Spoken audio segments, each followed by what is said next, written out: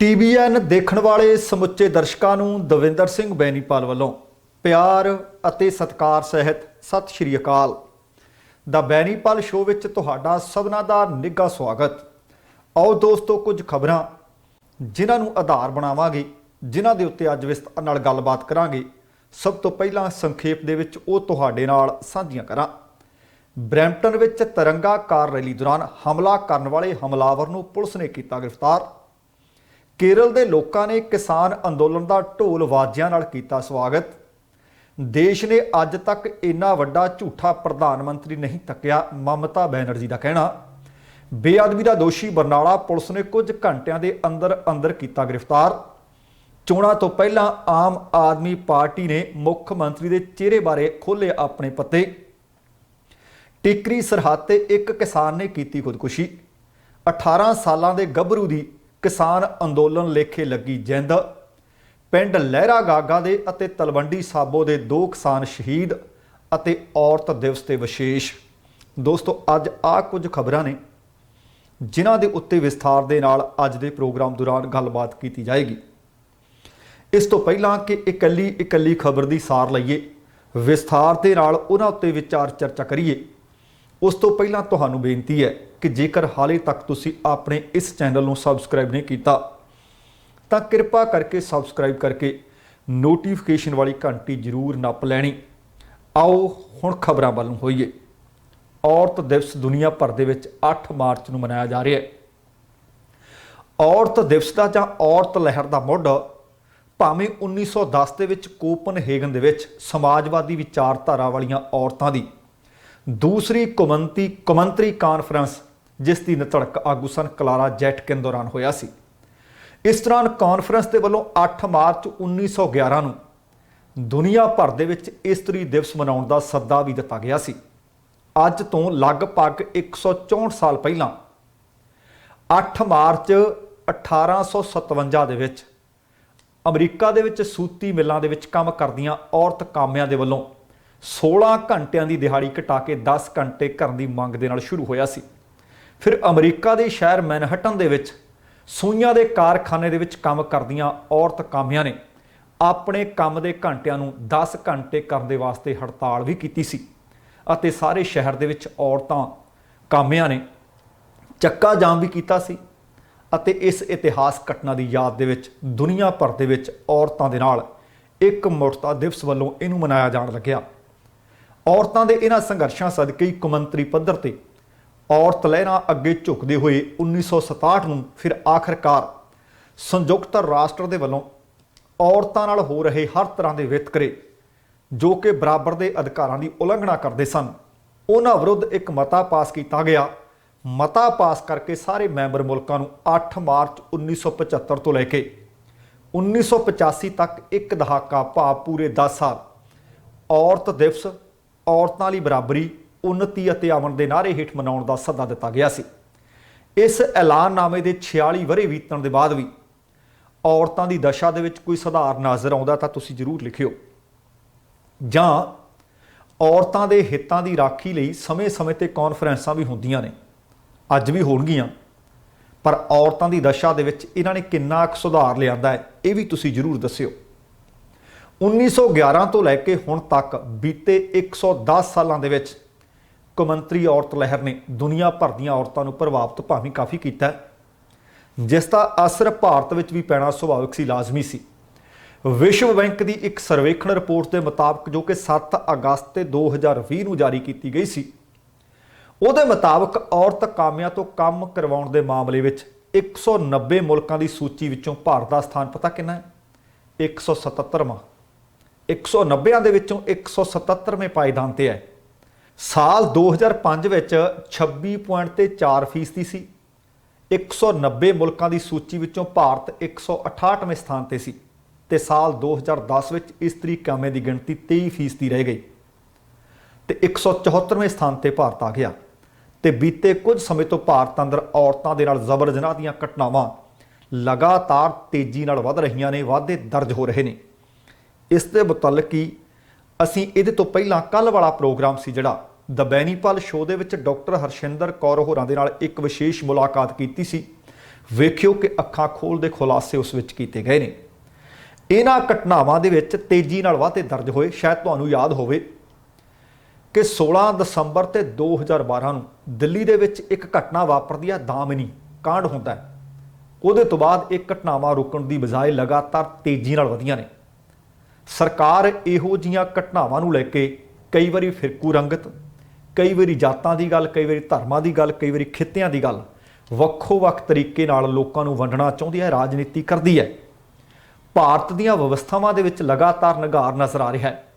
ਦਾਮਨੀ case ਦੇ ਵਿੱਚ justice Verma ਨੇ ਕਿਹਾ ਸੀ ਕਿ ਭਾਰਤ ਅੰਦਰ ਚਾਹੇ ਅਪਰਾਧਕ ਬਿਰਤੀ ਵਾਲੇ ਲੋਕ ਹੋਣ, ਵਰਦੀਧਾਰੀ ਹੋਣ, ਪੁਲਿਸ ਵਾਲੇ ਹੋਣ, ਫੌਜ ਵਾਲੇ ਹੋਣ, ਸਮਾਜ ਦਾ ਕੋਈ ਵੱਡਾ ਜਾਂ ਛੋਟਾ ਬੰਦਾ ਹੋਵੇ, ਕੋਈ ਰਾਜਨੀਤਿਕ ਬੰਦਾ ਜਾਂ ਛੋਟਾ ਬੰਦਾ ਹੋਵੇ, ਜਿਹੜਾ ਵੀ ਜ਼ਬਰ ਜਨਾਹ ਕਰਦਾ ਹੋਵੇ ਉਸ ਦੇ ਵਿਰੁੱਧ ਤੁਰੰਤ ਕਾਰਵਾਈ ਕਰਕੇ ਜਲਦ ਤੋਂ ਜਲਦ ਸਜ਼ਾਵਾਂ ਦਿੱਤੀਆਂ ਜਾਣੀਆਂ ਚਾਹੀਦੀਆਂ ਨੇ।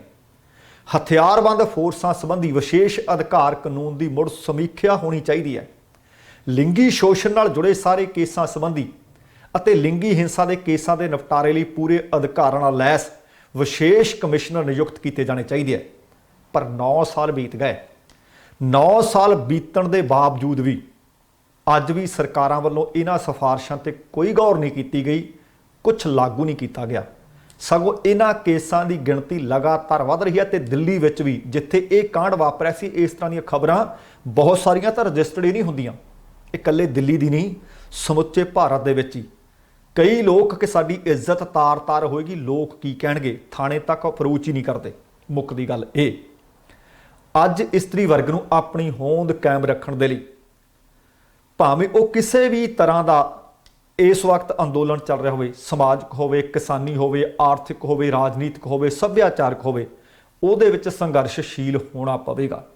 ਸੋ ਕਿਉ ਮੰਦਾ ਆਖੀਐ ਜਿਤ ਜੰਮੈ ਰਾਜਾਨ, ਗੁਰੂ ਨਾਨਕ ਦੇਵ ਜੀ ਦੇ ਇਸ ਕਥਨ ਦੇ ਉੱਤੇ ਇੱਕ ਵਾਰੀ ਫਿਰ ਸਾਨੂੰ ਗੌਰ ਕਰਨੀ ਪਏਗੀ।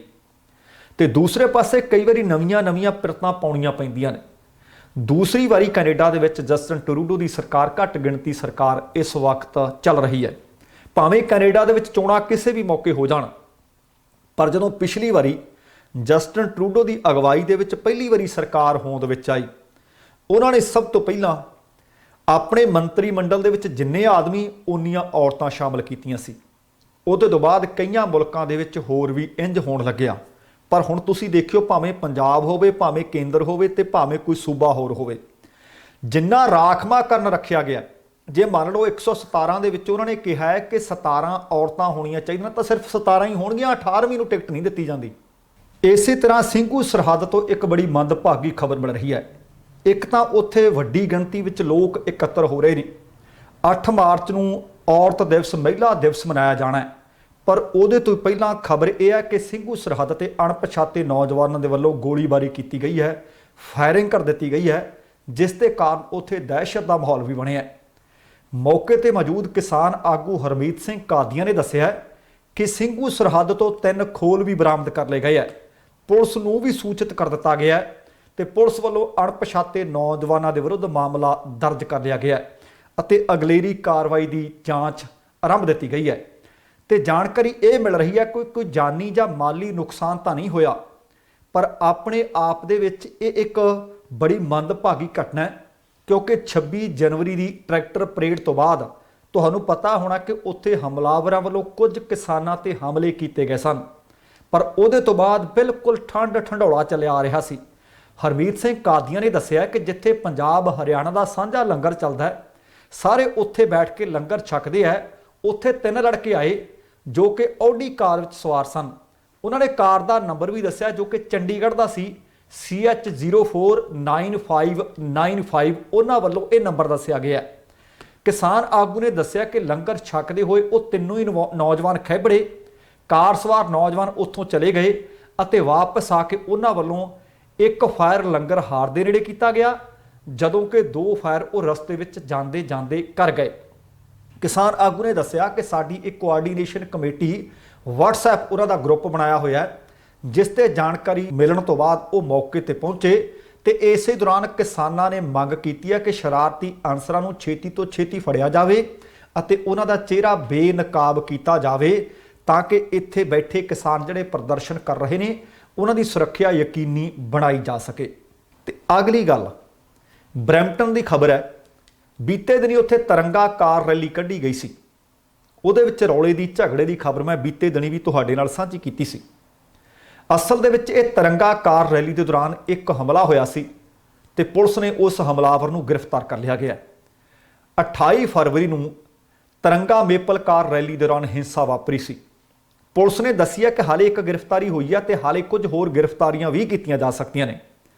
ਓਨਟਾਰੀਓ ਦੀ ਪੁਲਿਸ ਮੁਤਾਬਕ 28 ਫਰਵਰੀ ਦੀ ਸ਼ਾਮ 4 ਵਜੇ ਬਰੈਂਪਟਨ ਦੇ ਵਿੱਚ ਰੈਲੀ ਵਿੱਚ ਸ਼ਾਮਲ ਇੱਕ ਬੀਬੀ ਦੀ ਕਾਰ ਸਾਹਮਣੇ ਇੱਕ ਅਚਾਨਕ ਵਿਅਕਤੀ ਆਉਂਦਾ ਹੈ। ਉਸ ਤੋਂ ਬਾਅਦ ਉਹ ਉਸ ਬੀਬੀ ਨਾਲ ਤੇ ਉਹਦੇ ਪਤਨੀ ਦੇ ਨਾਲ ਬਹਿਸ ਵਟਾਂਦਰਾ ਕਰਦਾ ਹੈ ਤੇ ਬਾਅਦ ਦੇ ਵਿੱਚ ਉਹ ਇੱਕ ਵਿਅਕਤੀ ਦੇ ਉੱਤੇ ਹਮਲਾ ਕਰਦਾ ਹੈ। ਪੁਲਿਸ ਵੱਲੋਂ ਉਸ ਵਿਅਕਤੀ ਨੂੰ ਗ੍ਰਿਫਤਾਰ ਤਾਂ ਕਰ ਲਿਆ ਗਿਆ, ਪਰ ਉਹਦੀ ਪਹਿਚਾਣ ਹਾਲੇ ਜਨਤਕ ਨਹੀਂ ਕੀਤੀ। ਦੱਸਿਆ ਜਾ ਰਿਹਾ ਕਿ ਉਸ ਦੀ ਉਮਰ ਲਗਭਗ 27 ਵਰ੍ਹੇ ਹੈ ਅਤੇ ਉਹ ਗ੍ਰੇਟਰ ਟੋਰਾਂਟੋ ਇਲਾਕੇ ਦਾ ਰਹਿਣ ਵਾਲਾ ਹੈ। ਇੱਥੇ ਦੱਸਣਾ ਬਣਦਾ ਕਿ ਭਾਰਤ ਦੀ ਬਣੀ ਕੋਵਿਡ ਵੈਕਸੀਨ ਕੈਨੇਡਾ ਦੇ ਵਿੱਚ ਪਹੁੰਚਣ ਦੀ ਖੁਸ਼ੀ ਦੇ ਵਿੱਚ ਬੀਤੇ ਐਤਵਾਰ ਨੂੰ ਤਿਰੰਗਾ ਮੇਪਲ ਕਾਰ ਰੈਲੀ ਦਾ ਪ੍ਰਬੰਧ ਕੀਤਾ ਗਿਆ ਸੀ।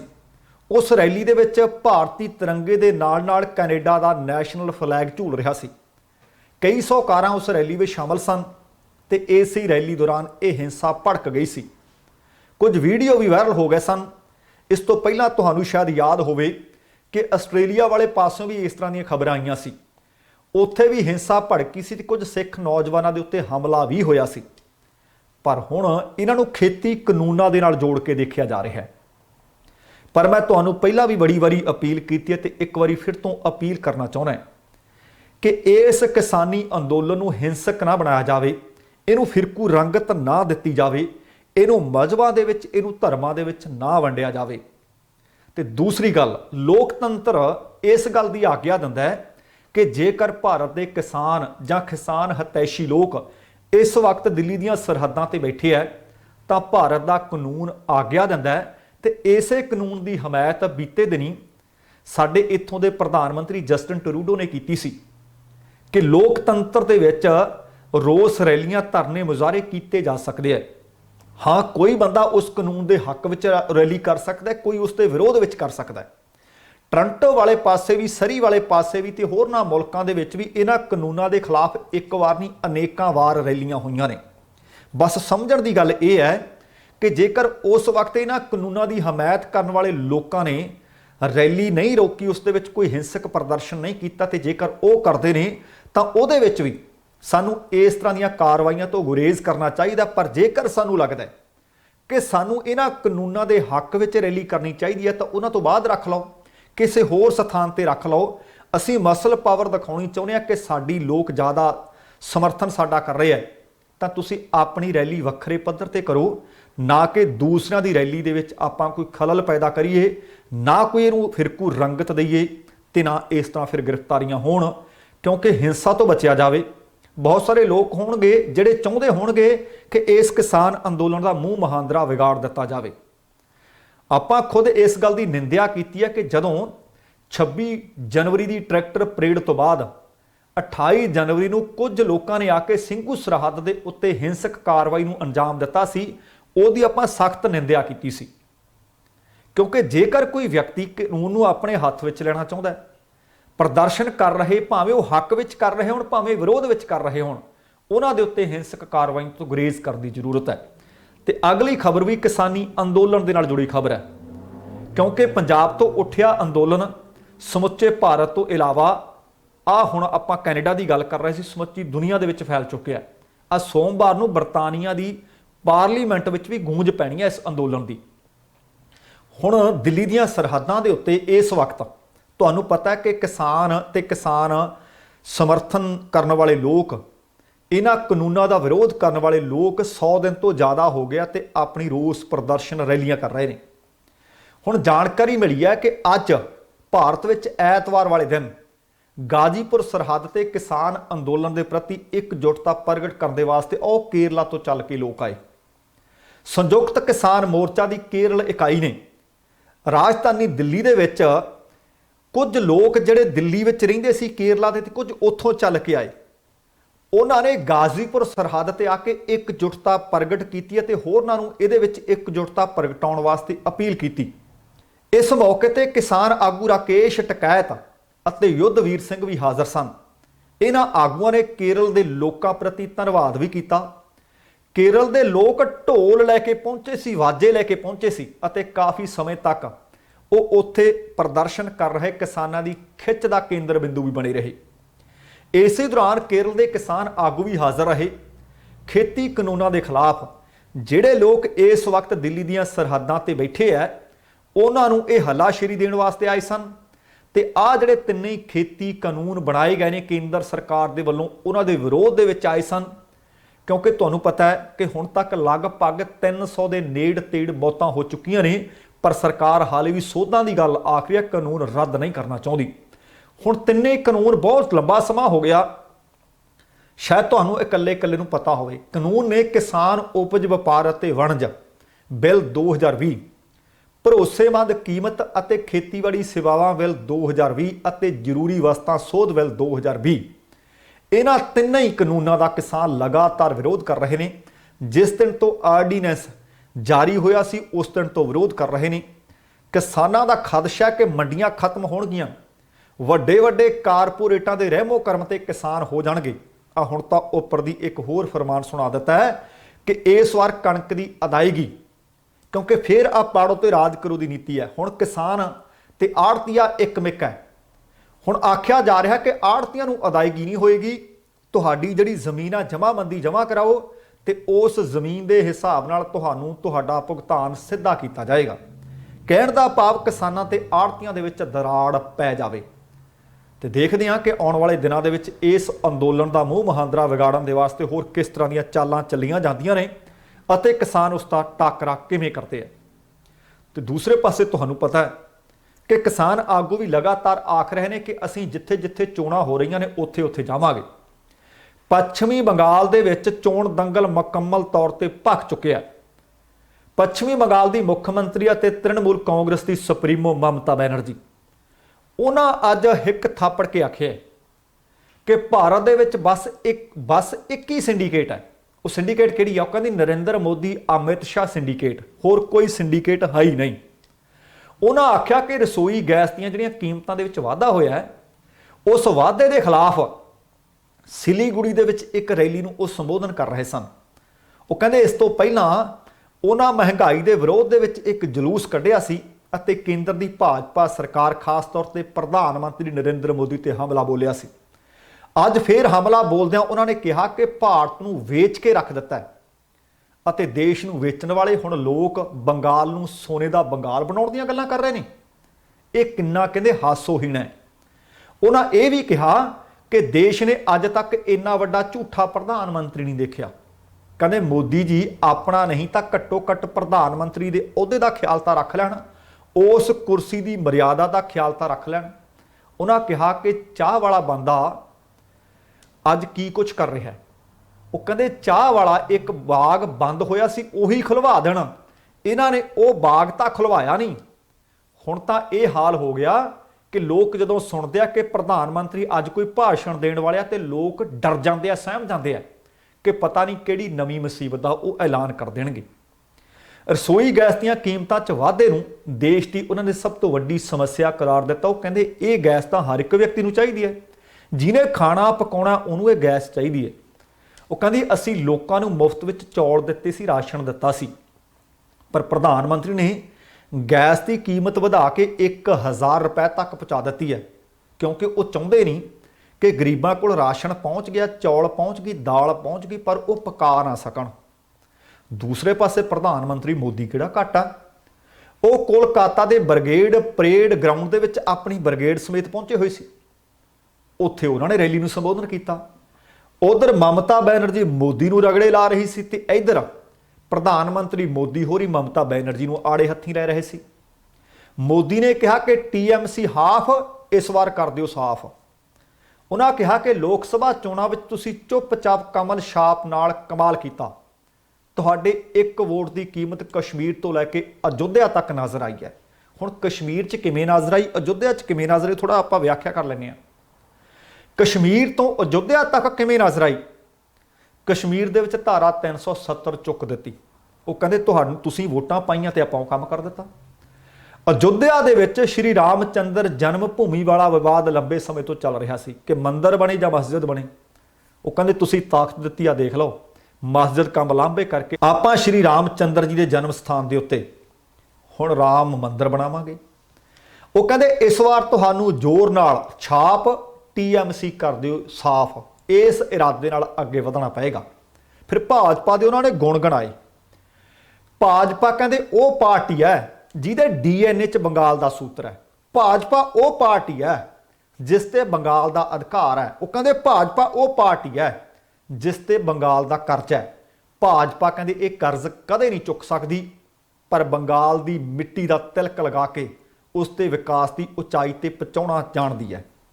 ਮਮਤਾ ਬੈਨਰਜੀ ਤੇ ਨਿਸ਼ਾਨਾ ਬੰਨ੍ਹਦੇ ਹੋਏ ਪ੍ਰਧਾਨ ਮੰਤਰੀ ਮੋਦੀ ਨੇ ਕਿਹਾ ਕਿ ਬੰਗਾਲ ਨੇ ਤੁਹਾਨੂੰ ਦੀਦੀ ਦੇ ਰੂਪ ਵਿੱਚ ਚੁਣਿਆ ਸੀ, ਦੀਦੀ ਦੀਦੀ ਕਹਿੰਦੇ ਸੀ, ਪਰ ਤੁਸੀਂ ਸਿਰਫ ਇੱਕ ਭਤੀਜੇ ਦੀ ਭੂਆ ਬਣ ਕੇ ਰਹਿ ਗਏ।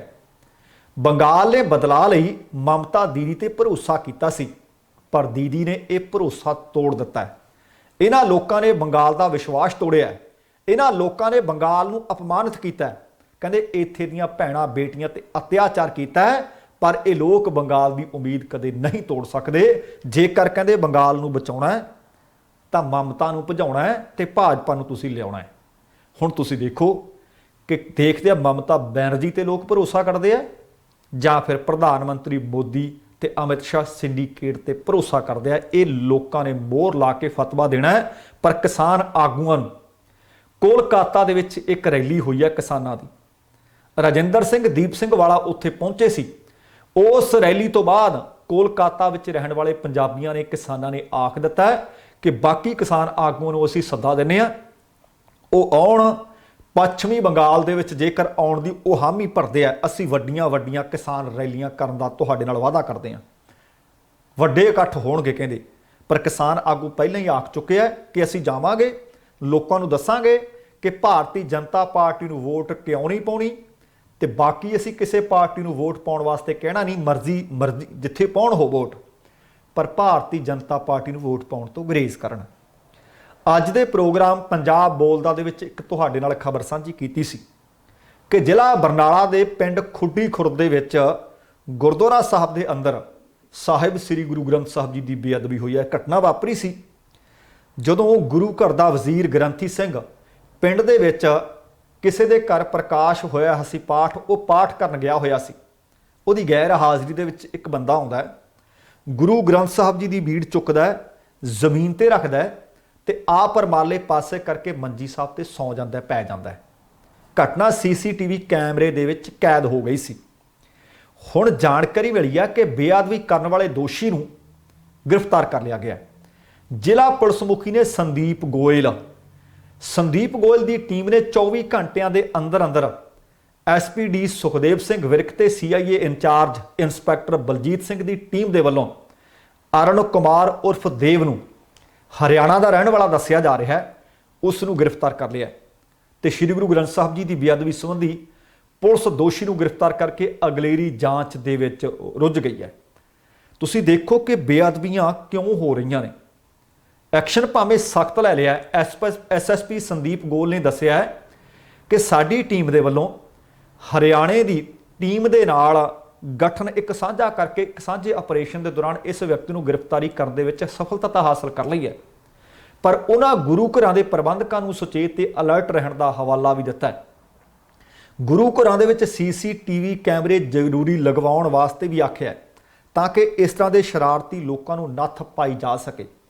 ਤੁਹਾਨੂੰ ਯਾਦ ਹੋਣਾ ਹੈ ਕਿ ਕੁਝ ਮਹੀਨੇ ਪਹਿਲਾਂ ਇੱਧਰ ਕਿਸਾਨੀ ਅੰਦੋਲਨ ਭਖ ਰਿਹਾ ਸੀ, ਉਧਰ ਕਹਿੰਦੇ ਨਾਭਿਓਂ ਦਵਾਈ ਲੈਣ ਗਿਆ ਬੰਦਾ, ਪਟਿਆਲੇ ਗਿਆ, ਪਟਿਆਲੇ ਤੋਂ ਸਰਹੰਦ ਦੇ ਨਾਲ ਪੈਂਦੇ ਪਿੰਡ ਤਰਖਾਣ ਮਾਜਰਾ ਚ ਆ ਗਿਆ ਸੀ। ਅਸਲ ਦੇ ਵਿੱਚ ਕਿਤੇ ਕਿਤੇ ਇਹ ਲੋਕ ਜਾਣਬੁੱਝ ਕੇ ਇਸ ਤਰ੍ਹਾਂ ਦੀਆਂ ਘਟਨਾਵਾਂ ਨੂੰ ਅੰਜਾਮ ਦਿੰਦੇ ਨੇ ਜਾਂ ਇਹਨਾਂ ਤੋਂ ਦਵਾਇਆ ਜਾਂਦਾ ਹੈ ਤਾਂ ਕਿ ਲੋਕਾਂ ਦਾ ਧਿਆਨ ਕਿਸਾਨੀ ਅੰਦੋਲਨ ਵੱਲੋਂ ਹਟੇ ਤੇ ਇੱਧਰਲੇ ਪਾਸੇ ਖਬਰਾਂ ਚੱਲਣ, ਇੱਧਰਲੇ ਪਾਸੇ ਲੋਕ ਧਿਆਨ ਕੇਂਦਰਿਤ ਕਰ ਲੈਣ। ਹੁਣ ਵੇਖਦੇ ਹਾਂ ਕਿ ਉਹ ਕੀ ਮੂੰਹ ਦੇ ਵਿੱਚੋਂ ਬਕਦਾ ਹੈ, ਕੀ ਉਗਲਦਾ ਹੈ। ਅਗਲੀ ਖਬਰ ਪੰਜਾਬ ਦੀ ਰਾਜਨੀਤੀ ਵਾਸਤੇ ਬਹੁਤ ਵੱਡੀ ਖਬਰ ਹੈ, ਕਿਉਂਕਿ ਬੀਤੇ ਦਿਨਾਂ ਦੇ ਵਿੱਚ ਹੜਕੰਪ ਜਿਹਾ ਮਚ ਗਿਆ ਸੀ ਜਦੋਂ ਪੰਜਾਬ ਦੇ ਵਿੱਚ ਸਥਾਨਕ ਚੋਣਾਂ ਦੇ ਵਿੱਚ ਕਾਂਗਰਸ ਪਾਰਟੀ ਦੀ ਵੱਡੀ ਜਿੱਤ ਹੋਈ ਤੇ ਫਿਰ ਸੁਨੀਲ ਜਾਖੜ ਹੋਰਾਂ ਨੇ ਆਖ ਦਿੱਤਾ ਸੀ ਅਗਲੀ ਵਾਰ ਦਾ ਸਾਡਾ ਚਿਹਰਾ ਮੁੱਖ ਮੰਤਰੀ ਦਾ ਕੈਪਟਨ ਅਮਰਿੰਦਰ ਸਿੰਘ ਹੋਣਗੇ। ਦੁੱਲੋ ਸਾਹਿਬ ਨੂੰ ਗੱਲ ਚੰਗੀ ਨਹੀਂ ਸੀ ਲੱਗੀ। ਇਹਦੇ ਨਾਲ ਪ੍ਰਗਟ ਸਿੰਘ ਨੇ ਵੀ ਇਤਰਾਜ਼ ਪ੍ਰਗਟਾਇਆ ਸੀ ਤੇ ਕਈ ਹੋਰਨਾਂ ਨੇ ਦੱਬੀ ਜ਼ੁਬਾਨ ਦੇ ਵਿੱਚ ਆਖਿਆ ਸੀ ਕਿ ਇਹ ਕੰਮ ਪੰਜਾਬ ਪ੍ਰਧਾਨ ਦਾ ਨਹੀਂ, ਇਹ ਕੰਮ ਹਾਈ ਕਮਾਂਡ ਦਾ। ਤੇ ਹੁਣ ਆਮ ਆਦਮੀ ਪਾਰਟੀ ਪੰਜਾਬ ਦੇ ਪ੍ਰਧਾਨ ਅਤੇ ਸੰਸਦ ਮੈਂਬਰ ਨੇ ਭਗਵੰਤ ਮਾਨ ਖੇਤੀ ਕਾਨੂੰਨਾਂ ਦੇ ਮੁੱਦੇ ਤੇ ਅਕਾਲੀ, ਭਾਜਪਾ ਤੇ ਕਾਂਗਰਸ ਤਿੰਨਾਂ ਹੀ ਪਾਰਟੀਆਂ ਤੇ ਉਹਨਾਂ ਨੇ ਨਿਸ਼ਾਨੇ ਲਾਏ ਹੈ। ਉਹਨਾਂ ਨੇ ਕਿਹਾ ਕਿ ਤਿੰਨਾਂ ਹੀ ਪਾਰਟੀਆਂ ਨੇ ਮਿਲ ਕੇ ਕਿਸਾਨੀ ਨੂੰ ਅੱਜ ਖਤਰੇ ਦੇ ਵਿੱਚ ਪਾਇਆ ਤੇ ਖਤਰੇ ਦੇ ਮੋੜ ਤੇ ਲਿਆ ਕੇ ਖੜਾ ਕਰ ਦਿੱਤਾ। ਤੇ ਨਾਲ ਹੀ ਉਹਨਾਂ ਐਲਾਨ ਕੀਤਾ ਕਿ 2022 ਦੀਆਂ ਚੋਣਾਂ ਤੋਂ ਲਗਭਗ 3 ਮਹੀਨੇ ਪਹਿਲਾਂ ਇਸ ਵਾਰ ਆਮ ਆਦਮੀ ਪਾਰਟੀ ਆਪਣੀ ਮੁੱਖ ਮੰਤਰੀ ਦੇ ਚਿਹਰੇ ਦਾ ਬਕਾਇਦਾ ਤੌਰ ਤੇ ਐਲਾਨ ਕਰੇਗੀ। ਹੁਣ ਜਦੋਂ ਆਹ ਗੱਲ ਹੋਈ ਤੇ ਉਹ ਤੋਂ ਅਗਲੀ ਗੱਲ ਕਿਹੜੀ ਹੈ? ਉਹਨਾਂ ਨੇ ਨਵਜੋਤ ਸਿੰਘ ਸਿੱਧੂ ਦੇ ਬਾਰੇ ਅੱਜ ਕਾਫੀ ਕੁਝ ਆਖਿਆ। ਕਹਿੰਦੇ ਨਵਜੋਤ ਸਿੰਘ ਸਿੱਧੂ ਮੇਰੇ ਤੋਂ ਕਾਫੀ ਸੀਨੀਅਰ ਨੇ, ਜੇਕਰ ਸਿੱਧੂ ਪਾਰਟੀ ਵਿੱਚ ਆਉਣਾ ਚਾਹੁੰਦੇ ਆ ਤਾਂ ਖੁਦ ਉਹਨਾਂ ਦਾ ਸਵਾਗਤ ਕਰਾਂਗੇ, ਭਾਵ ਗੁਲਦਸਤਾ ਲੈ ਕੇ। ਸਭ ਤੋਂ ਪਹਿਲਾਂ ਜੇਕਰ ਉਹਨਾਂ ਦਾ ਕੋਈ ਸਵਾਗਤ ਕਰ ਰਿਹਾ ਹੋਏਗਾ, ਕੋਈ ਪਹਿਲਾ ਵਿਅਕਤੀ ਹੋਏਗਾ, ਉਹ ਕਹਿੰਦੇ ਮੈਂ ਹੋਵਾਂਗਾ। ਉਹਨਾਂ ਦੱਸਿਆ ਕਿ 21 ਮਾਰਚ ਨੂੰ ਬਾਘਾ ਪੁਰਾਣਾ ਦੇ ਵਿੱਚ ਆਮ ਆਦਮੀ ਪਾਰਟੀ ਵੱਲੋਂ ਕਿਸਾਨ ਮਹਾ ਸੰਮੇਲਨ ਦੀਆਂ ਤਿਆਰੀਆਂ ਵੀ ਕੀਤੀਆਂ ਜਾ ਰਹੀਆਂ ਨੇ। ਉਹਨਾਂ ਨੇ ਇਹ ਵੀ ਕਿਹਾ ਕਿ ਇਕੱਲੇ ਸਿੱਧੂ ਹੀ ਨਹੀਂ, ਸਗੋਂ ਵਿਧਾਇਕ ਪ੍ਰਗਟ ਸਿੰਘ ਅਤੇ ਸੱਚੇ ਪੰਜਾਬੀ ਜਿਹੜੇ ਆਮ ਆਦਮੀ ਪਾਰਟੀ ਵਿੱਚ ਸ਼ਾਮਲ ਹੋਣਾ ਚਾਹੁੰਦੇ ਆ, ਪੰਜਾਬ ਨੂੰ ਬਚਾਉਣ ਦਾ ਉਪਰਾਲਾ ਕਰਨਾ ਚਾਹੁੰਦੇ ਆ, ਉਹਨਾਂ ਵਾਸਤੇ ਖੁੱਲ੍ਹਾ ਸੱਦਾ ਤੇ ਖੁੱਲ੍ਹੀਆਂ ਬਾਹਾਂ ਨੇ ਤੇ ਸਵਾਗਤ ਉਹਨਾਂ ਦਾ ਕੀਤਾ ਜਾਏਗਾ। ਉਹਨਾਂ ਇਹ ਵੀ ਕਿਹਾ ਕਿ ਜੇਕਰ ਨਵਜੋਤ ਸਿੰਘ ਸਿੱਧੂ ਆਮ ਆਦਮੀ ਪਾਰਟੀ ਵਿੱਚ ਨਹੀਂ ਵੀ ਆਉਣਾ ਚਾਹੁੰਦੇ ਤਾਂ ਉਹ ਕਾਂਗਰਸ ਪਾਰਟੀ ਵਿੱਚ ਰਹਿ ਕੇ ਵੀ ਪੰਜਾਬ ਦਾ ਭਲਾ ਕਰ ਸਕਦੇ ਆ। ਤੇ ਜੇ ਪੰਜਾਬ ਦਾ ਭਲਾ ਚਾਹੁੰਦੇ ਆ ਤਾਂ ਬਿਜਲੀ ਵਿਭਾਗ ਦਾ ਚਾਰਜ ਸੰਭਾਲਣ। ਦਿੱਲੀ ਦੀ ਤਰਜ਼ ਤੇ ਅੱਜ ਪੰਜਾਬ ਦੇ ਲੋਕਾਂ ਨੂੰ ਜਿਹੜੀ ਬਿਜਲੀ ਮਹਿੰਗੀ ਮਿਲ ਰਹੀ ਹੈ, ਉਹ ਸਸਤੇ ਭਾਅ ਤੇ ਬਿਜਲੀ ਦੇ ਕੇ ਲੋਕਾਂ ਨੂੰ ਮਹਿੰਗਾਈ ਤੋਂ ਨਿਜਾਤ ਦਿਵਾ ਸਕਦੇ ਆ। ਤੇ ਭਗਵੰਤ ਮਾਨ ਫਿਰ ਕੈਪਟਨ ਅਮਰਿੰਦਰ ਸਿੰਘ ਨੂੰ ਵੀ ਨਹੀਂ ਭੁੱਲੇ। ਕੈਪਟਨ ਅਮਰਿੰਦਰ ਸਿੰਘ ਨੂੰ ਆੜੇ ਹੱਥੀਂ ਲਿਆ। ਉਹਨਾਂ ਕਿਹਾ ਕਿ ਪ੍ਰਸ਼ਾਂਤ ਕਿਸ਼ੋਰ ਦੇ ਹਵਾਲੇ ਉਹਨਾਂ ਨੇ ਆਪਣੀ ਲੀਡਰਸ਼ਿਪ ਕਰ ਦਿੱਤੀ ਹੈ।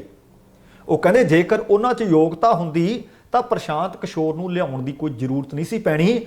ਹੁਣ ਪੰਜਾਬ ਦਾ ਲੀਡਰ ਭਗਵੰਤ ਮਾਨ ਨੇ ਆਖਿਆ ਕਿ ਪ੍ਰਸ਼ਾਂਤ ਕਿਸ਼ੋਰ ਹੋਵੇਗਾ।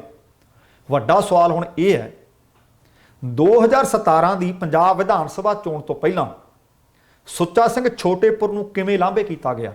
ਇਹ ਆਪਣੇ ਆਪ ਦੇ ਵਿੱਚ ਸਵਾਲ ਹੈ। ਜਿਹੜੇ ਇਲਜ਼ਾਮ ਲਾਏ ਸੀ ਮੁੜ ਕੇ ਕਿਤੇ ਗੱਲ ਹੀ ਨਹੀਂ ਨਿਕਲੀ।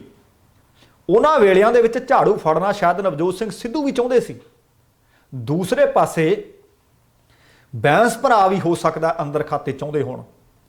ਪ੍ਰਗਟ ਸਿੰਘ ਵੀ, ਬਹੁਤ ਸਾਰੇ ਇਸ ਤਰ੍ਹਾਂ ਦੇ ਲੋਕ ਸੀ ਜਿਹੜੇ ਆਮ ਆਦਮੀ ਪਾਰਟੀ ਵਿੱਚ ਜਾਂ ਤਾਂ ਆਉਣਾ ਚਾਹੁੰਦੇ ਸੀ, ਮੂਹਰੇ ਨੱਕਾ ਲਾ ਦਿੱਤਾ ਗਿਆ, ਜਾਂ ਕੁਝ ਲੋਕ ਆਏ ਵੀ ਪਰ ਉਹਨਾਂ ਦਾ ਆਖਰਕਾਰ ਦਮ ਘੁੱਟਣ ਲੱਗਿਆ। ਕਿਹੜੇ ਵਿਅਕਤੀ ਕਰਕੇ ਘੁੱਟਣ ਲੱਗਿਆ? ਕਿਹਦੇ ਕਾਰਨ ਲੋਕਾਂ ਨੂੰ ਪਾਰਟੀ ਛੱਡ ਕੇ ਫਿਰ ਬਾਗੀ ਰੁਖ ਅਖਤਿਆਰ ਕਰਨਾ ਪਿਆ ਜਾਂ ਆਪਣੇ ਮੋਰਚੇ ਬਣਾਉਣੇ ਪਏ? ਬਹੁਤ ਸਵਾਲ ਨੇ। ਉਹ ਵਿਅਕਤੀ ਕੌਣ ਸੀ? ਪੰਜਾਬ ਦੇ ਲੋਕ ਭਲੀ ਭਾਂਤ ਜਾਣਦੇ ਹੋਣਗੇ। ਪਰ ਜੇ ਅੱਜ ਆਮ ਆਦਮੀ ਪਾਰਟੀ ਨੇ ਮੌਕਾ ਫਿਰ ਨਾ ਵਿਚਾਰਿਆ ਤਾਂ 2017 ਵਾਲੀ ਲਹਿਰ ਇਸ ਵਕਤ ਆਮ ਆਦਮੀ ਪਾਰਟੀ ਦੇ ਹੱਕ ਵਿੱਚ ਨਹੀਂ ਝੁੱਲ ਰਹੀ। ਪੁਰਾਣੇ ਰਸੇਵੇਂ ਦੂਰ ਕਰਨੇ ਪੈਣਗੇ, ਉਹਨਾਂ ਨੂੰ ਮਨਾਉਣਾ ਪਏਗਾ, ਉਹਨਾਂ ਦਾ ਰੁਤਬਾ ਬਹਾਲ ਕਰਨਾ ਪਏਗਾ। ਤੇ ਭਗਵੰਤ ਮਾਨ ਜਾਂ ਕੁਝ ਹੋਰ ਲੀਡਰ ਨੇ ਜਿਨ੍ਹਾਂ ਨੂੰ ਇਸ ਵਕਤ ਮੁੱਖ ਮੰਤਰੀ ਦੀ ਕੁਰਸੀ ਦੀ ਝਾਕ ਛੱਡਣੀ ਪਏਗੀ। ਜੇ ਸੱਚਮੁੱਚ ਇਹ ਪੰਜਾਬ ਦਾ ਭਲਾ ਚਾਹੁੰਦੇ ਆ, ਲੋਕਾਂ ਨੂੰ ਕੋਈ ਬਦਲ ਦੇਣਾ ਚਾਹੁੰਦੇ ਆ, ਤਾਂ ਕੁਝ ਇੱਕ ਤਿਆਗ ਕਰਨੇ ਪੈਣਗੇ। ਤੇ ਹੋਰ ਜਿਹੜੇ ਲੀਡਰ ਪੰਜਾਬ ਹਤੈਸ਼ੀ ਨੇ, ਪੰਜਾਬ ਦੇ ਲੋਕਾਂ ਦੀ ਗੱਲ ਕਰਨਾ ਚਾਹੁੰਦੇ ਆ, ਉਹਨਾਂ ਨੂੰ ਪਾਰਟੀ ਵਿੱਚ ਆਇਆਂ ਨੂੰ ਧੱਕੇ ਨਹੀਂ ਮਾਰਨੇ ਪੈਣੇ ਜਾਂ ਉਹਨਾਂ ਨੂੰ ਪਾਰਟੀ ਦੇ ਵਿੱਚ ਲੈਣਾ ਪਵੇਗਾ। ਸੋ ਵੇਖਦੇ ਹਾਂ ਭਗਵੰਤ ਮਾਨ ਹੋਰਾਂ ਨੇ ਜਿਹੜੇ ਪੱਤੇ ਖੋਲ੍ਹੇ ਆ ਕਿ ਮੁੱਖ ਮੰਤਰੀ ਦੇ ਉਮੀਦਵਾਰ ਦਾ ਐਲਾਨ ਕਰਾਂਗੇ। ਕਿਉਂਕਿ ਪਿਛਲੀ ਵਾਰੀ ਬਹੁਤ ਸਾਰੇ ਲੋਕ ਇਹ ਕਹਿੰਦੇ ਵੀ ਸੁਣੇ ਗਏ ਸੀ, ਯਾਰ ਅਸੀਂ ਭਰੋਸਾ ਕਿਹਦੇ ਤੇ ਕਰੀਏ, ਸਾਨੂੰ ਤਾਂ ਪਤਾ ਹੀ ਨਹੀਂ ਕਿ ਜੇਕਰ ਕੱਲ੍ਹ ਨੂੰ ਆਮ ਆਦਮੀ ਪਾਰਟੀ ਸੱਤਾ ਵਿੱਚ ਆ ਜਾਂਦੀ ਹੈ ਤਾਂ ਮੁੱਖ ਮੰਤਰੀ ਕੌਣ ਹੋਏਗਾ। ਵਿਰੋਧੀ ਧਿਰਾਂ ਨੇ ਇੱਕ ਗੱਲ ਇਹ ਵੀ ਪ੍ਰਚਾਰ ਦਿੱਤੀ ਸੀ ਕਿ ਇਸ ਮੁੱਖ ਮੰਤਰੀ ਦੀ ਕੁਰਸੀ ਤੇ ਅੱਖ ਅਰਵਿੰਦ ਕੇਜਰੀਵਾਲ ਧਰੀ ਬੈਠਾ ਹੈ। ਉਹਨਾਂ ਨੂੰ ਇਹ ਵੀ ਪ੍ਰਚਾਰਨਾ ਸ਼ੁਰੂ ਕਰ ਦਿੱਤਾ ਸੀ ਕਿ ਹੁਣ ਬਾਹਰਲਾ ਬੰਦਾ ਇੱਕ ਭਈਆ ਆ ਕੇ ਪੰਜਾਬ ਦੇ ਲੋਕਾਂ ਤੇ ਰਾਜ ਕਰੇਗਾ।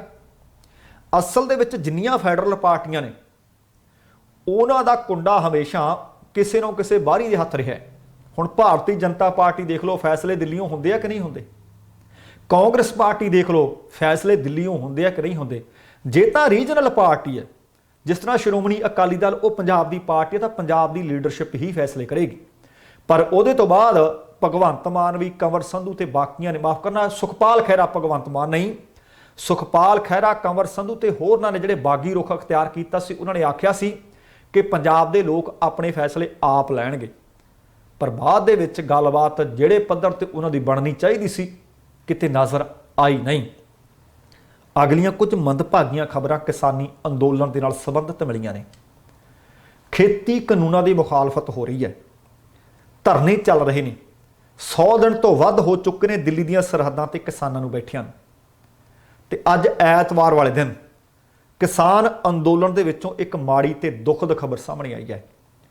ਹਰਿਆਣਾ ਦੇ ਹਿਸਾਰ ਜ਼ਿਲ੍ਹੇ ਦਾ ਇੱਕ ਕਿਸਾਨ ਟਿਕਰੀ ਸਰਹੱਦ ਤੇ ਧਰਨੇ ਵਾਲੀ ਥਾਂ ਤੋਂ ਲਗਭਗ 7 ਕਿਲੋਮੀਟਰ ਦੀ ਦੂਰੀ ਤੇ ਇੱਕ ਦਰਖਤ ਨਾਲ ਫਾਹਾ ਲੈ ਕੇ ਆਪਣੀ ਜਾਨ ਦੇ ਗਿਆ। ਮ੍ਰਿਤਕ ਕਿਸਾਨ ਦੀ ਪਹਿਚਾਣ ਰਾਜਵੀਰ ਸਿੰਘ ਵਜੋਂ ਦੱਸੀ ਗਈ ਹੈ। ਹਰਿਆਣਾ ਦੇ ਹਿਸਾਰ ਜ਼ਿਲ੍ਹੇ ਦੇ ਇੱਕ ਪਿੰਡ ਦਾ ਰਹਿਣ ਵਾਲਾ ਸੀ ਰਾਜਵੀਰ। ਕੁਝ ਕਿਸਾਨਾਂ ਨੇ ਉਸ ਦੀ ਲਾਸ਼ ਨੂੰ ਦਰਖਤ ਨਾਲ ਲਟਕਦੇ ਦੇਖਿਆ ਅਤੇ ਫਿਰ ਪੁਲਿਸ ਨੂੰ ਸੂਚਨਾ ਦਿੱਤੀ। ਦੱਸਿਆ ਜਾ ਰਿਹਾ ਹੈ ਕਿ ਰਾਜਵੀਰ ਕਿਸਾਨ ਅੰਦੋਲਨ ਦੇ ਵਿੱਚ ਲੰਗਰ ਦੀ ਸੇਵਾ ਦੇ ਵਿੱਚ ਜੁਟਿਆ ਰਹਿੰਦਾ ਸੀ। ਰਾਜਵੀਰ ਨੇ ਫਾਹਾ ਲੈਣ ਤੋਂ ਪਹਿਲਾਂ ਇੱਕ ਸੁਸਾਈਡ ਨੋਟ ਵੀ ਲਿਖਿਆ। ਉਸ ਦੇ ਵਿੱਚ ਲਿਖਿਆ ਤੇ ਉਹਦੇ ਵੱਲੋਂ ਦੱਸਿਆ ਗਿਆ ਕਿ ਜਿਹੜਾ ਇਹ ਕਦਮ ਮੈਂ ਚੁੱਕ ਰਿਹਾ ਇਹਦੇ ਵਾਸਤੇ ਤਿੰਨੇ ਖੇਤੀ ਕਾਨੂੰਨ ਜ਼ਿੰਮੇਵਾਰ ਨੇ। ਰਾਜਵੀਰ ਨੇ ਲਿਖਿਆ ਕਿ ਕੇਂਦਰ ਨੂੰ ਇਹਨਾਂ ਕਾਲੇ ਕਾਨੂੰਨਾਂ ਨੂੰ ਰੱਦ ਕਰਕੇ ਉਸ ਦੀ ਆਖਰੀ ਇੱਛਾ ਪੂਰੀ ਕਰ ਦੇਣੀ ਚਾਹੀਦੀ ਹੈ ਤੇ ਉਸਨੇ ਆਪਣੇ ਇਸ ਨੋਟ ਵਿੱਚ ਕਿਸਾਨ ਭਰਾਵਾਂ ਨੂੰ ਵੀ ਜਾਂਦੇ ਜਾਂਦੇ ਬੇਨਤੀ ਕੀਤੀ ਹੈ ਕਿ ਉਹਦਾ ਇਹ ਬਲੀਦਾਨ ਵਿਅਰਥ ਨਾ ਜਾਣ ਦਿੱਤਾ ਜਾਵੇ। ਜਿੰਨੀ ਦੇਰ ਤੱਕ ਤਿੰਨੋਂ ਹੀ ਕਾਲੇ ਕਾਨੂੰਨ ਰੱਦ ਨਾ ਹੋ ਜਾਣ ਘਰਾਂ ਨੂੰ ਨਾ ਪਰਤਿਓ। ਸੁਸਾਈਡ ਨੋਟ ਵਿੱਚ ਇਹ ਵੀ ਲਿਖਿਆ ਗਿਆ ਕਿ ਸਰਕਾਰ ਕਿਸਾਨੀ ਦਾ ਖੂਨ ਮੰਗਦੀ ਹੈ ਤੇ ਆਹ ਲਓ ਮੈਂ ਖੂਨ ਦੇ ਚੱਲੇ ਹਾਂ। ਦੱਸਣਾ ਬਣਦਾ ਕਿ ਬੀਤੇ ਦਸੰਬਰ ਮਹੀਨੇ ਵੀ ਪੰਜਾਬ ਦੇ ਰਹਿਣ ਵਾਲੇ ਇੱਕ ਵਕੀਲ ਨੇ ਵੀ ਟਿਕਰੀ ਸਰਹੱਦ ਤੇ ਧਰਨੇ ਦੌਰਾਨ ਪ੍ਰਦਰਸ਼ਨ ਤੋਂ ਕੁਝ ਦੂਰ ਜ਼ਹਿਰੀਲੀ ਚੀਜ਼ ਖਾ ਕੇ ਖੁਦਕੁਸ਼ੀ ਕੀਤੀ ਸੀ। ਹਰਿਆਣੇ ਦੇ ਇੱਕ ਸੰਤ ਵੀ ਸਨ ਨਾਨਕਸਰ ਵਾਲੇ, ਉਹਨਾਂ ਨੇ ਵੀ ਗੋਲੀ ਮਾਰ ਕੇ ਖੁਦਕੁਸ਼ੀ ਕੀਤੀ ਸੀ। ਮੈਂ ਉਸ ਵੇਲੇ ਵੀ ਆਖਿਆ ਸੀ ਤੇ ਅੱਜ ਇੱਕ ਵਾਰੀ ਫੇਰ ਅਪੀਲ ਦੇ ਰੂਪ ਵਿੱਚ ਕਹਿਣਾ ਹੈ ਕਿ ਖੁਦਕੁਸ਼ੀਆਂ ਮਸਲਿਆਂ ਦਾ ਹੱਲ ਨਹੀਂ, ਖੁਦਕੁਸ਼ੀਆਂ ਵੀਰੋ ਨਾ ਕਰੋ। ਅਗਲੀ ਖਬਰ ਹੈ ਜਿਹੜੀ ਇਹ ਵੀ ਬੜੀ ਮੰਦਭਾਗੀ ਖਬਰ ਹੈ। ਰਾਏਕੋਟ ਦੇ ਨੇੜੇ ਪੈਂਦਾ ਪਿੰਡ ਗੋਂਦਵਾਲ ਦਾ 12ਵੀਂ ਜਮਾਤ ਦਾ ਇੱਕ ਵਿਦਿਆਰਥੀ ਉਹਦੇ ਦਿਲ ਦਾ ਦੌਰਾ ਪੈਣ ਦੇ ਕਾਰਨ ਮੌਤ ਹੋਣ ਦੀ ਖਬਰ ਹੈ। ਇਸ ਮੌਕੇ ਮ੍ਰਿਤਕ ਨੌਜਵਾਨ ਦੇ ਪਿਤਾ ਈਸਰ ਸਿੰਘ ਸਿੱਧੂ ਨੇ ਦੱਸਿਆ ਕਿ ਉਸ ਦਾ ਨੌਜਵਾਨ ਪੁੱਤਰ 12ਵੀਂ ਜਮਾਤ ਦਾ ਵਿਦਿਆਰਥੀ ਸੀ ਜੋ ਦਿੱਲੀ ਦੇ ਵਿੱਚ ਸਿੰਘੂ ਸਰਹੱਦ ਤੇ ਚੱਲ ਰਹੇ ਕਿਸਾਨੀ ਸੰਘਰਸ਼ ਦੌਰਾਨ ਇੱਕ ਵਾਰ ਨਹੀਂ ਸਗੋਂ ਕਈ ਵਾਰ ਗਿਆ ਤੇ ਆਇਆ। ਉਹਨਾਂ ਨੇ ਦੱਸਿਆ ਕਿ ਇਸ ਵਾਰ ਫਰਵਰੀ ਦੇ ਅਖੀਰਲੇ ਦਿਨਾਂ ਦੇ ਵਿੱਚ ਸਿੰਘੂ ਸਰਹੱਦ ਤੇ ਉਹ ਮੋਰਚੇ ਦੇ ਵਿੱਚ ਸ਼ਾਮਲ ਸੀ ਤੇ ਉੱਥੇ ਠੰਡ ਲੱਗੀ, ਤਬੀਅਤ ਵਿਗੜੀ ਅਤੇ ਆਖਰਕਾਰ ਉਸ ਨੂੰ ਪਿੰਡ ਵਾਪਸ ਲਿਆਉਣਾ ਪਿਆ। 4 ਮਾਰਚ ਦੀ ਸ਼ਾਮ 7 ਅਤੇ 8 ਵਜੇ ਦੇ ਦਰਮਿਆਨ ਉਸ ਦੀ ਤਬੀਅਤ ਖਰਾਬ ਹੁੰਦੀ ਹੈ, ਵਿਗੜਦੀ ਹੈ, ਜਿਸ ਨੂੰ ਲਾਈਫ ਕੇਅਰ ਹਸਪਤਾਲ ਰਾਏਕੋਟ ਦੇ ਵਿੱਚ ਦਾਖਲ ਕਰਵਾਇਆ ਗਿਆ, ਜਿੱਥੇ ਡਾਕਟਰਾਂ ਨੇ ਉਹਨਾਂ ਦੇ ਪੁੱਤਰ ਤਰਜਿੰਦਰ ਸਿੰਘ ਸਿੱਧੂ ਨੂੰ, ਜਿਸ ਦੀ ਉਮਰ ਸਿਰਫ 18 ਵਰ੍ਹੇ ਸੀ, ਮ੍ਰਿਤਕ ਐਲਾਨ ਦਿੱਤਾ ਹੈ। ਆਪਣੇ ਆਪ ਦੇ ਵਿੱਚ ਬਹੁਤ ਸੋਗ ਦੀ ਲਹਿਰ ਦੌੜੀ ਹੋਈ ਆ ਉਸ ਪਿੰਡ ਦੇ ਵਿੱਚ। ਅਗਲੀਆਂ ਵੀ ਇਸੇ ਤਰ੍ਹਾਂ 2 ਜਾਨਾਂ ਕੁਰਬਾਨ ਹੋਈਆਂ ਨੇ। ਲਹਿਰਾ ਗਾਗਾ ਨੇੜੇ ਪੈਂਦਾ ਪਿੰਡ ਗੰਡੂਆਂ ਦੇ ਰਹਿਣ ਵਾਲੇ 70 ਵਰ੍ਹਿਆਂ ਦੇ ਜਨਕ ਸਿੰਘ ਬੀਤੀ ਰਾਤ ਦਿੱਲੀ ਦੀ ਟਿਕਰੀ ਸਰਹੱਦ ਤੇ ਇਸੇ ਸੰਘਰਸ਼ ਦੌਰਾਨ ਉਹਨਾਂ ਦੀ ਜਾਨ ਜਾਣ ਦੀ ਖਬਰ ਹੈ। ਇਸੇ ਦੌਰਾਨ ਤਲਵੰਡੀ ਸਾਬੋ ਦੇ ਪਿੰਡ ਮਿਰਜੇਆਣਾ ਦਾ ਕਿਸਾਨ ਸਤਪਾਲ ਸਿੰਘ ਉਹ ਵੀ ਟਿਕਰੀ ਸਰਹੱਦ ਤੇ ਬਿਮਾਰ ਹੋਏ, ਪਿੰਡ ਆਏ ਤੇ ਉਹਨਾਂ ਦੀ ਵੀ ਮੌਤ ਹੋ ਜਾਣ ਦੀ ਖਬਰ ਹੈ। ਪਿੰਡ ਗੰਡੂਆਂ ਦੇ ਸਾਬਕਾ ਸਰਪੰਚ ਪਵਿੱਤਰ ਸਿੰਘ ਨੇ ਦੱਸਿਆ ਕਿ ਜਨਕ ਸਿੰਘ ਭਾਰਤੀ ਕਿਸਾਨ ਯੂਨੀਅਨ ਏਕਤਾ ਉਗਰਾਹਾਂ ਦਾ ਸਰਗਰਮ ਮੈਂਬਰ ਸੀ। ਦਿੱਲੀ ਦੇ ਟਿਕਰੀ ਸਰਹੱਦ ਤੇ 3-4 ਵਾਰ ਧਰਨੇ ਤੇ ਕਈ ਦਿਨ ਉਹਨਾਂ ਨੇ ਗੁਜ਼ਾਰੇ ਤੇ ਇਸ ਵਾਰ ਧਰਨੇ ਸਮੇਂ 27 ਫਰਵਰੀ ਨੂੰ ਉਹ ਸਟੇਜ ਤੇ ਹੀ ਦੌਰਾ ਪਿਆ। ਜਥੇਬੰਦੀਆਂ ਉਹਨਾਂ ਨੂੰ ਸਰਕਾਰੀ ਹਸਪਤਾਲ ਬਹਾਦਰਗੜ੍ਹ ਦੇ ਵਿੱਚ ਲੈ ਗਈਆਂ, ਉਹਨਾਂ ਨੂੰ ਉੱਥੇ ਦਾਖਲ ਕਰਵਾਇਆ ਅਤੇ 28 ਫਰਵਰੀ ਨੂੰ ਡਾਕਟਰਾਂ ਦੀ ਸਲਾਹ ਤੇ ਪਰਿਵਾਰ ਨੇ ਉਹਨਾਂ ਨੂੰ ਪਟਿਆਲਾ ਦੇ ਇੱਕ ਪ੍ਰਾਈਵੇਟ ਅਤੇ ਇੱਕ ਦਿਮਾਗ ਦੇ ਹਸਪਤਾਲ ਦੇ ਵਿੱਚ ਭਰਤੀ ਕਰਵਾਉਣ ਵਾਸਤੇ ਆਖ ਦਿੱਤਾ। ਉੱਥੋਂ ਠੀਕ ਨਹੀਂ ਹੋ ਸਕੇ ਅਤੇ 6 ਮਾਰਚ ਨੂੰ ਜਦੋਂ ਉਹਨਾਂ ਨੂੰ ਵਾਪਸ ਪਿੰਡ ਗੰਡੂਆਂ ਲਿਆਂਦਾ ਜਾ ਰਿਹਾ ਸੀ ਤਾਂ ਰਸਤੇ ਵਿੱਚ ਉਹਨਾਂ ਨੇ ਦਮ ਤੋੜ ਦਿੱਤਾ ਹੈ। ਇੱਧਰ ਤਲਵੰਡੀ ਸਾਬੋ ਦੇ ਨੇੜੇ, ਜਿਸ ਤਰ੍ਹਾਂ ਮੈਂ ਕਿਸਾਨ ਦੀ ਗੱਲ ਦੱਸ ਰਿਹਾ ਸੀ ਕਿ ਪਿੰਡ ਹੈ ਮਿਰਜੇਆਣਾ, ਉਹਨਾਂ ਦੀ ਵੀ ਮੌਤ ਹੋਈ ਹੈ।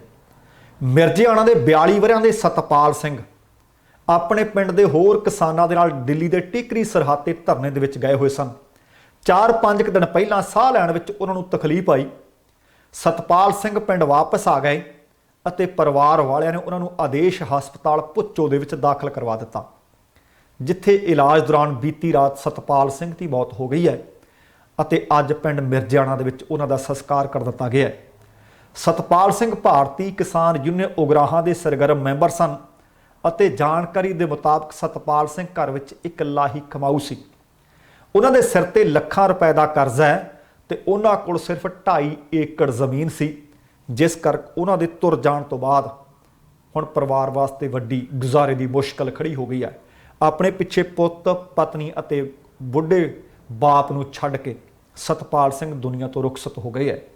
ਜਿੰਨੀਆਂ ਵੀ ਜਾਨਾਂ ਅੱਜ ਤੱਕ ਇਸ ਸੰਘਰਸ਼ ਦੇ ਲੇਖੇ ਲੱਗੀਆਂ ਨੇ, ਅਸੀਂ ਸਾਰਿਆਂ ਨੂੰ ਸ਼ਰਧਾ ਤੇ ਸਤਿਕਾਰ ਭੇਂਟ ਕਰਦੇ ਹਾਂ। ਪਰਮਾਤਮਾ ਦੇ ਚਰਨਾਂ ਵਿੱਚ ਨਿਵਾਸ ਉਹਨਾਂ ਨੂੰ ਦੇਣ ਵਾਸਤੇ ਅਰਦਾਸ ਬੇਨਤੀ ਕਰਦੇ ਹਾਂ ਅਤੇ ਨਾਲ ਦੀ ਨਾਲ ਸਰਕਾਰ ਨੂੰ ਵੀ ਬੇਨਤੀ ਅਪੀਲ ਕਰਦੇ ਹਾਂ ਕਿ ਹੋਰ ਕਿੰਨੀਆਂ ਜਾਨਾਂ ਗੱਲ ਕਰੋ, ਇਸ ਮਸਲੇ ਦਾ ਹੱਲ ਨਿਬੇੜੋ ਤਾਂ ਕਿ ਕਿਸਾਨ ਆਪਣੀਆਂ ਫਸਲਾਂ ਤੇ ਨਸਲਾਂ ਸਾਂਭਣ ਜੋਗੇ ਹੋ ਸਕਣ। ਸੋ ਇਸ ਦੇ ਨਾਲ ਹੀ ਸਮੇਂ ਦੀ ਸਮਾਪਤੀ ਹੈ। ਜਾਣ ਤੋਂ ਪਹਿਲਾਂ ਕਹਾਂਗਾ, ਜ਼ਿੰਦਗੀ ਜਿੰਦਾਦਲੀ ਦਾ ਨਾਮ ਹੈ। ਦਵਿੰਦਰ ਸਿੰਘ ਬੈਨੀਪਾਲ ਨੂੰ ਆਗਿਆ ਦਿਓ। ਸਤਿ ਸ਼੍ਰੀ ਅਕਾਲ ਤੇ ਰੱਬ ਰਾਖਾ।